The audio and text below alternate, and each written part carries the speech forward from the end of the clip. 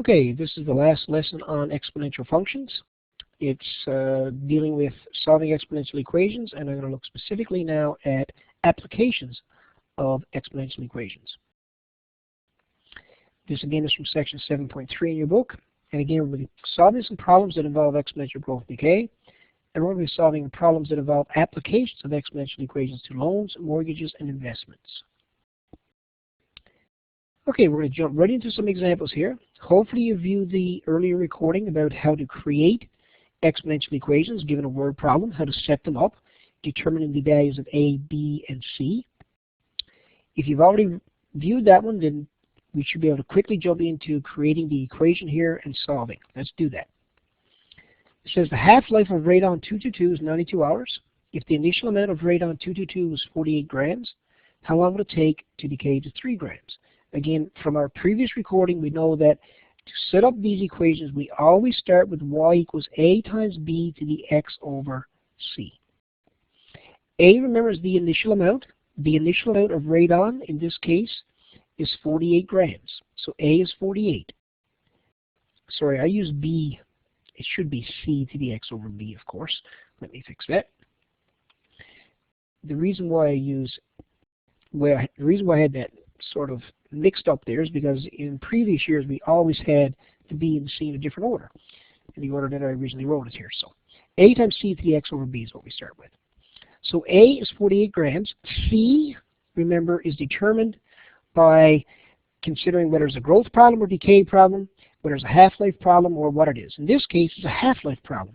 Whenever you read the word half-life in a word problem, c will always be equal to 1/2. Now, B for half-life problems is the actual half-life. The half-life of radon-222 is 92 hours. So B is 92. What's happening here is this. The radon-222 is actually cutting itself in half every 92 hours. That's the way you need to interpret this equation. So we're starting with 48 grams of radon-222. It cuts itself in half every 92 hours. That's what half-life means. It decays by 1/2 its original mass every 92 hours. The question is, how long will it take to decay to 3 grams? 3 grams is the amount that it decays to. That's our value of y. So we replace y with 3. And we proceed to solve this equation now for x. To solve this equation for x, I'm going to initially divide both sides by 48. And when I do that, I get 3 divided by 48, which is 1 over 16. Equals 1/2 to the power of x over 92. A previous recording indicated that if we can get like bases, then we can solve for an exponent. In this case, I can rewrite the base of 1/2 and 1 over 16 to a base of 2, or I can write them both at a base of 1/2. I already got the right side with a base of 1/2, so I'm simply going to rewrite the left side as 1/2 to the power of 4. 1 over 16 is 1/2 to the power of 4, equals 1/2 to the x over 92. Now I could have just as easily wrote both of them with a base of 2. And some of you may want to prefer to do it that way, and that's fine. But right now I do have like bases of 1/2, and as soon as I get like base of 1/2, I know the exponent's got to be equal. Therefore 4 got to be equal to x over 92. I cross multiply and I get x equals 4 times 92. So 4 times 92 is going to give me 368. So it's going to take 368 hours for this 42 grams of radon-222 to decay to 3 grams. And again, it cuts itself in half every 92 hours. Example 1, done. Example 2. A rabbit population quadruples every 3 years. If there are 435 rabbits to start with, how long will it take for the population to reach 13,920? Again, let's set up our equation. Y equals a times c to the x over b. A is the initial population. There are 435 rabbits to start with. That's 435 right here. C, remember, C is going to be the growth rate here. So it's growing at a rate of, well, I shouldn't say a growth rate because we don't know really what the rate is, but it quadruples every 4 years. If it quadruples every 4 years, C is 4. If it doubles, C is 2. If it triples, C is 3. If it quadruples, C is 4. And it's doing that every 3 years. B is 3. B is going to be the increment of the growth rate. So it's every 3 years. So it's going to be x over 3. How long will it take for the rabbit population to reach 13,920? Again, A is the starting amount, Y is the ending amount. So we're starting with 435, we're ending with 13,920. So I substitute that in for Y. And again, I need to solve this for the exponent x. So I divide by 435, first of all. And I get 13,920 divided by 435, and I get 32. So I get 32 is equal to 4 to the x over 3. I again want to solve for the exponent here. If I can get like bases, it's pretty simple to do. Can I rewrite my base of 32 and my base of 4 with the same base? The answer is yes. I can write 32 as 2 to the power of 5. I can write my 4 as 2 squared. So I get 2 to the power of 5 equals 2 to the power of, power to a power, you multiply. So that gives me 2x over 3. I got like bases again. Therefore, the exponent's got to be equal. So I got 5 is equal to 2x over 3. If I cross multiply, I get 15 is equal to 2x. X will equal 7.5. So it will take approximately 7.5 years for the rabbit population to grow from 435 to 13,920. 7.5 years. Again, notice what we're doing here in these word problems now. A little different than some of the ones that we did earlier. We're now solving for the exponent. In order to do that, we want to get like bases so the exponents can be equal. Let's have a look at compounded interest. Banks often provide compounded interest rates. For example, an interest rate of 6% per year compounded monthly means that the interest is calculated every month. 6% per year compounded monthly, interest is compounded every month. This will translate to 0.5% per month. Because again, you get your 6% divided by 12 would give you 0.5% per month. Per month. Some other examples of compounded interest are semi-annually would mean that it's compounded 2 times a year. Quarterly would mean that it's compounded 4 times a year. So these are some examples of compounded interest. More often than not, you see monthly, semi-annually, or quarterly as the possibilities here. The formula for compounded interest is A equals A subscript 0 times 1 plus R to the power of n, where? And let's identify what these things represent. A represents the amount of money at the end of the investment. So A is the amount of money that you get at the end of the investment. A subscript 0 represents the principal amount deposited. So this again is the starting amount, very similar to the other example we did, right? Very similar to our last equation. This is the amount you start with, this is the amount you end with. R is the interest rate per compounding period. R is not the interest rate per year. R is the interest rate per compounding period. So in this case, if you look at the example I have here, R would be 0.05%. Because it's the interest rate per compounding period. And N represents the number of compounding periods. The number of compounding periods. And you'll see an example shortly whereby you need to recognize in order to determine the value of N, you're going to take the number of times it's compounded times the number of years. And we'll see what I mean by that in a second here. Here you go. Here's an example. You invest $1,000 into an account that pays an annual interest rate of 8% compounded quarterly.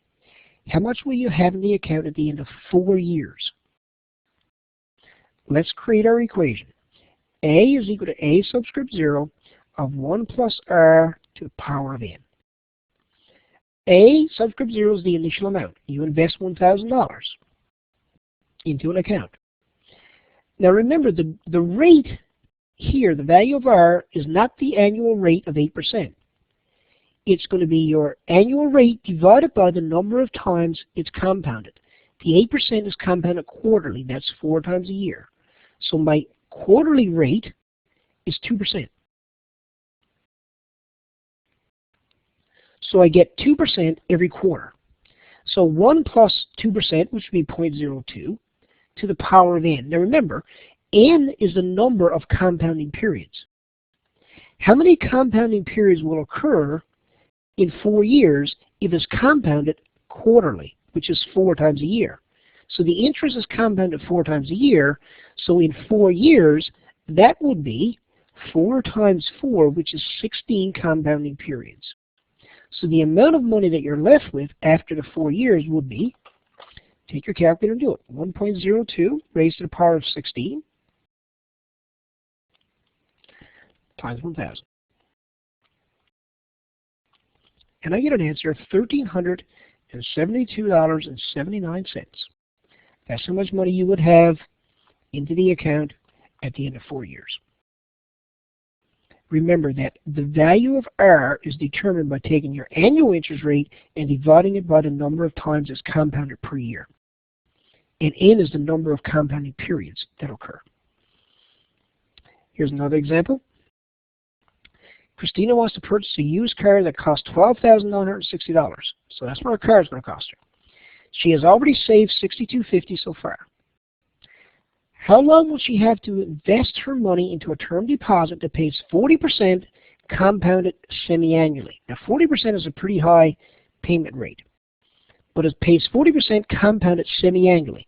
Semi-annually is 2 times a year. The question is, how long would she have to invest her money in order for that money of $6,250 that she's already saved to grow to $13,960 before she has enough to buy a car, which is $12,960. So again, let's start with our equation. A equals A subscript 0 of 1 plus R to the power of n. Now, she's going to invest $6,250 into a term deposit. She wants that to grow to $12,960. The question is, how long is that going to take for that to grow to that amount of money? Well, again, R is determined by taking your annual rate, which is 40%, dividing it by the number of times that it's compounded. It's compounded twice a year. So that would work out to 20% every 6 months. So we're going to write 20% as decimal 2 to the power of n. We need to solve this for n. Now remember, when we solve this for n is the number of compounding periods. N is not your time in years. So let's keep that in mind. So the first thing I do is divide by 6,250. And when I do that, before I reduce that, I want to rewrite this as 1.2 to the power of n. Now I'm going to rewrite that, because remember, if I can get like bases, the exponents will be equal. 1.2 as a fraction is 6 over 5. Could I possibly rewrite this as a fraction of 6 over 5? If I can, then I got like bases, the exponents are equal. Well, let's see. 12,960. 12,960 divided by 6,250. 12,960 divided by 6,250 gives me a value of 2.0736 exactly. So I want to get like bases here. So hopefully I can rewrite 6 over 5 to some power to equal that value. Let's try some numbers. 6 divided by 5 raised to the power of 3. 1.728. I'm close. Let's try 6 divided by 5. I'm using trial and error here. 6 divided by 5 raised to the power of 4. Ah, that's exactly what it is. So I can rewrite this as 6 over 5 to the power of 4 equals 1.0736. So I can raise that to the power of 4.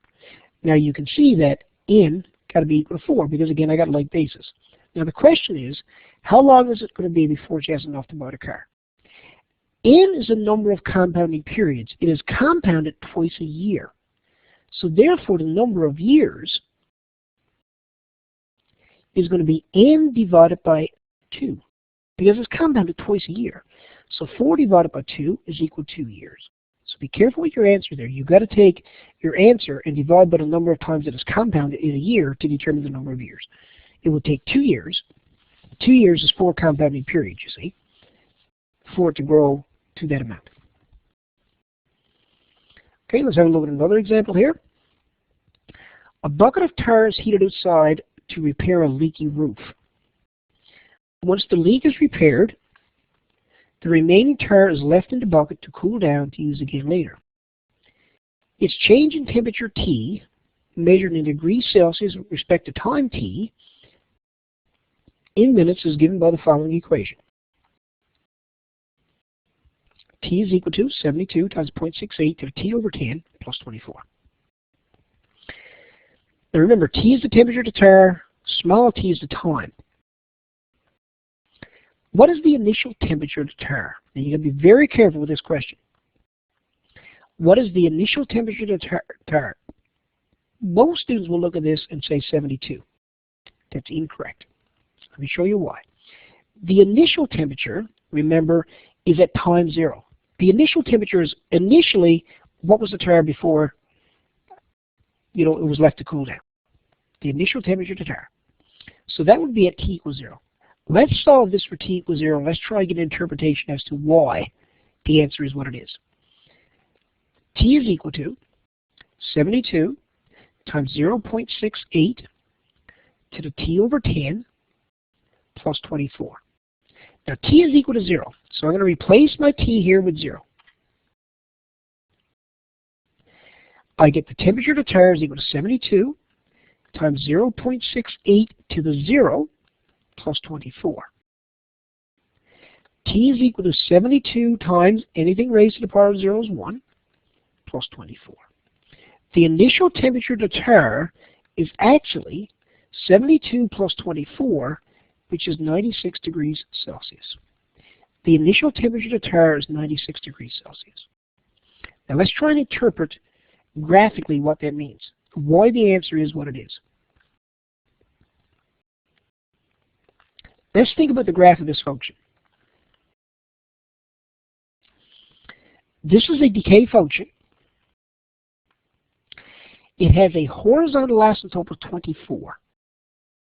You should recall that from some previous work. Horizontal asymptote is 24. I'm going to draw that in for you.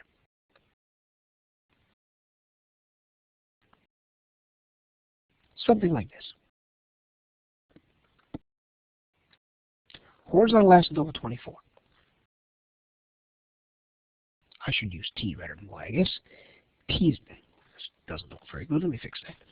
T is equal to 24.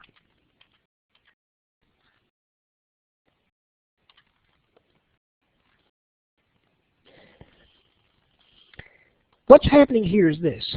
Because it has a horizontal asymptote of 24, that really means that the temperature outside on that day is 24 degrees.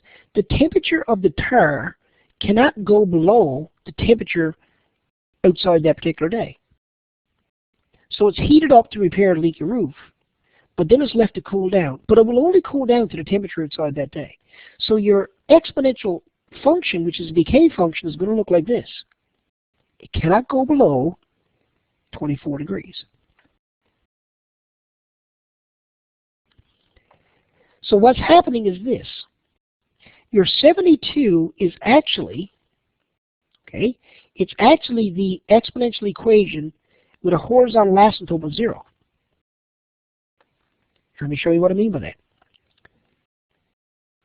This is the equation right here that got a horizontal asymptote of 0, 72. If I take that equation, if I take that graph and I move it up 24 units, give it a vertical translation of 24, my x-intercept here, my y-intercept, will also move up 24 units. 72 plus 24 is 96. The initial temperature is 96. Remember, all of the examples we did were y equals a times c to the x over b. There was no d there. There was nothing added to that.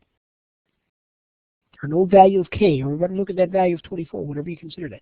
A is the initial temperature when there's no horizontal translation, or sorry, when there's no vertical translation. That's the initial temperature when the horizontal asymptote is 0. So the initial temperature is 72 when the horizontal asymptote is 0. But what's happening is you're taking this graph and you're moving it up 24 because you've given it a vertical translation of 24. So if I took the 72 and moved it up 24 units, the initial temperature is actually 96. And you can see it when I plug in T is equal to 0. At time 0, that's the initial temperature, it's 96 degrees. And again, it has to do with the fact that the temperature outside on that day is 24 degrees. And the tire cannot cool below that temperature. Let's do another example. Now, maybe you should try this one based on what we just did before I actually do it. A cup of hot chocolate is served at an initial temperature of 80 degrees Celsius and then allowed to cool in a stadium with an air temperature of 5 degrees Celsius. The difference between the hot chocolate temperature and the temperature of the stadium will decrease by 30% every 6 minutes. Determine the equation of the function T, which represents the temperature of the hot chocolate as a function of time. Excuse me. Sorry for that. So we're trying to determine a formula for T. Now, the hardest part here is going to get the initial temperature. Or I shouldn't say the initial temperature, but the value of A. We know that, so I'll just leave it for a second. We know that it decreases by 30% every 6 minutes. So if it's cooling by 30% every 6 minutes, remember that it's going to be 1 minus the rate because it's a decay situation. The rate at which it's cooling is 30%, so 1 minus decimal 30 is decimal 70. That goes in here. And it happens every 6 minutes, so I think that's pretty obvious. Every 6 minutes is going to be x over 6. Now the temperature of the stadium that day is 5 degrees Celsius.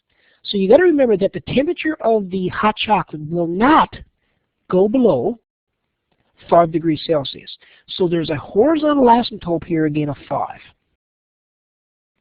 Now the question is, what is my value of A? What value goes in front of the brackets here such that the hot chocolate was served at an initial temperature of 80 degrees Celsius? That was the initial temperature. Think about the value that must go in here to get an initial temperature of 80. The answer is 75. 75 is what goes in there. Because you got to think about, again, the graph of the equation. Think about this. It's not 80. Okay? You got to think about the graph of the equation. T equals 75 times 0.70 to the x over 6. That graph right there has an initial temperature of 75, but it has a horizontal asymptote of 0. That's what that graph does. As soon as I add the 5 to that equation, what does it do? It gives the graph a vertical translation of 5 units up. If I move this graph 5 units up, it's going to now look like this. And it's going to have a horizontal asymptote now of 5.